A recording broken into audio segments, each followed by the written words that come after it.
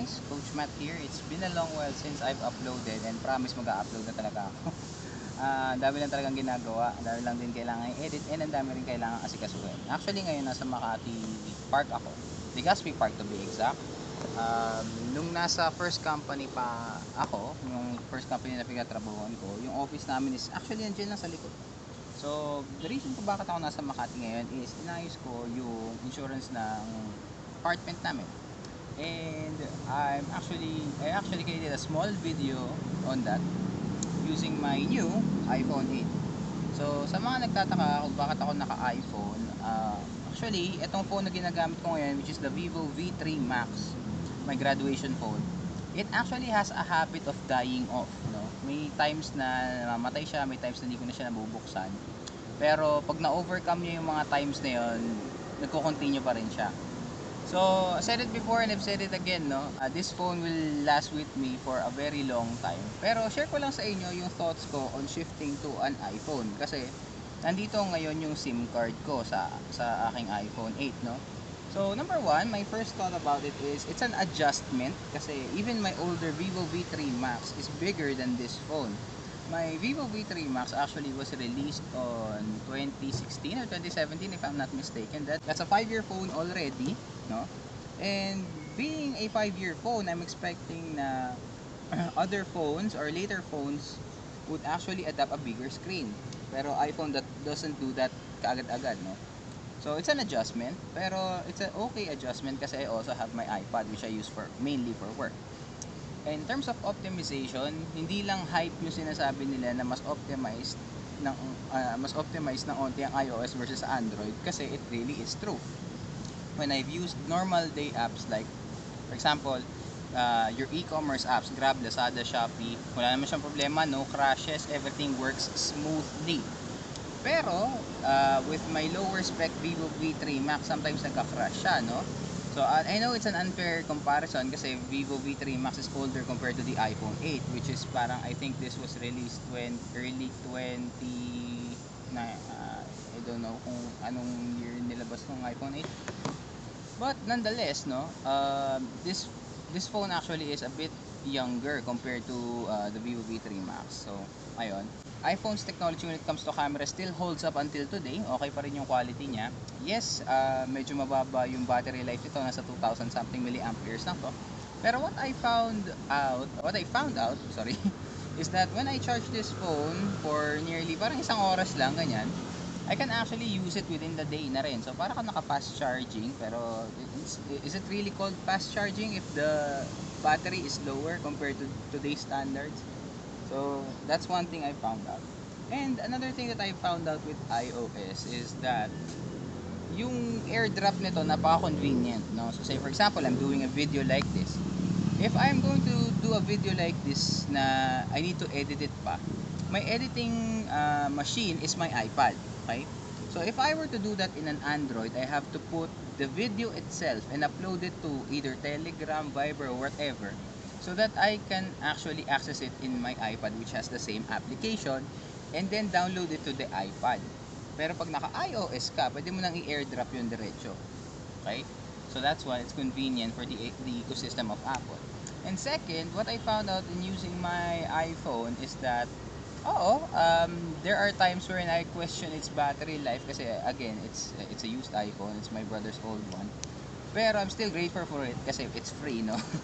Wala naman siguro tatanggi sa free iPhone, di ba? My point there is, using this phone actually gives me a little bit of reliability because anything that I can throw at it, it will process. Same thing with my iPad. Again, hindi sa nagtutunog iPhone, iPhone fanboy ako.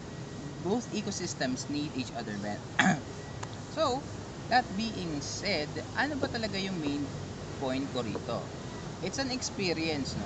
As an avid Android user, I still love Android because it's free, no? It's a freeing experience. You put your SD card, then boom, okay, expandable storage. I just hope na i-continue nila yung trend na yun at wag nilang i-copy yung style ni Apple na fix yung storage sa loob kasi that's really the main difference between an Android and Apple phone right now.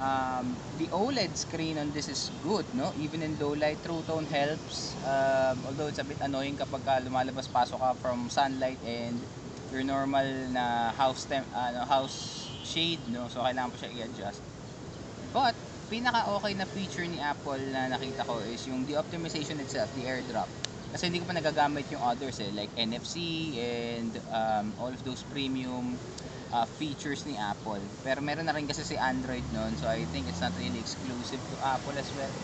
Siguro ang pinaka okay na feature talaga ni Apple, to be fair, is the optimization. Kasi what advantage they have over Android is that their units are uniform. Ibig sabihin, isa lang yung nag-produce na company at a year, siguro ang maximum nila 4-5 units a year. So it's easier for developers to develop apps that support iOS devices because they are fewer in terms of form factor and konti lang naman yung difference. Unlike with Android na yung iba malaki yung screen, yung iba may notch, yung iba bezel-less, diba? Yung iba yung camera medyo yung older version which is yung nag-flip up camera, yung iba in-display na yung camera niya sa loob. So Android is much of an experimental and an enthusiast level smartphone, which is okay, no? It's where I learned how to root, diba? Saka Android for me is really an adventurous experience. Okay siya, okay ang Android. Saka the downside to any Apple devices is of course its price. Kasi yun nga, dahil expensive talaga siya. Pero nonetheless, that is my experience from shifting from an Android device to an Apple device or an iOS device. And actually, yung SIM card ko is nandito na. And what I found compelling about it is since I'm using my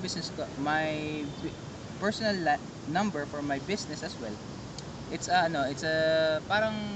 easy shift for me din. Kasi all my Android devices are now either my backup devices or my devices that I use on a daily basis when I really have fun. But nonetheless, if I want to do a quick operation, I'll throw it at iOS because it's going to process it either way. So yun, actually yun yung nakita kong difference between an iOS and an Android device. Is it really the hype na yung optimization? No, for me, as an Android user for so long, optimization is really something that I would like to have. Kasi this phone right here, let me just tell you, is using a USB micro USB na charger, yung old charger. My other Android phone, the one that I'm using as a parang gaming console na rin, this one is the Xiaomi Mi Max 2 na medyo nabasag na rin yung screen. This one is using USB Type-C. So in terms of charging, since this is an this is a younger phone compared to my Vivo V3 Max, kahit i-charge ko to, I can't use the same charger to charge this. With the lightning capability, oh yes, lightning is such an old tech na already. That is from iPhone 5 up until iPhone 10 or 11. I'm not so sure kasi hindi talaga ako masyadong familiar sa iOS. I can still charge this, no? If I have one charger in my bag, siguro kukunin ko na lang yung iPad charger ko and I have both of my devices ready to be charged already. Kasi yung iPad ko is using lightning. So when it comes to that, no, na it's more optimized with its own ecosystem, I wish Android had the same capability of doing that, especially with their older devices. Pero what I found out is ang dami mo kasing cable na kailangan, no? So yun lang naman din. Is it worthwhile of an experience for me to shift to an older iPhone considering that the bench price that I paid for this is free? Yes. Kasi I'm just lucky na nag-upgrade si kuya, tapos binigay niya sa akin for free yung luma niyang phone. Pero had that not happened and had I needed to pay for this, I don't think I would have done that. I would just have looked for an option in the Android space kasi I'm more comfortable in using an Android. Not unless I've used an iOS device. Pero when I started to use the 8 in sync with my iPad, it's a different experience altogether. So yun lang naman din. And if you're an iPhone user or an Android user, comment down below. Pare-pares lang naman tayong using tech, okay? We may be using tech differently, but we are also using tech in a similar fashion to make our lives even more better. So I hope you've liked this video, or kung may matutunan ka man, comment down below. Ang tagal ko nang hindi nag-shoot ng video. Postmat out. I'll see you in the next side, and lagi lang tayong pataas, guys. Always remember that. Alright, bye.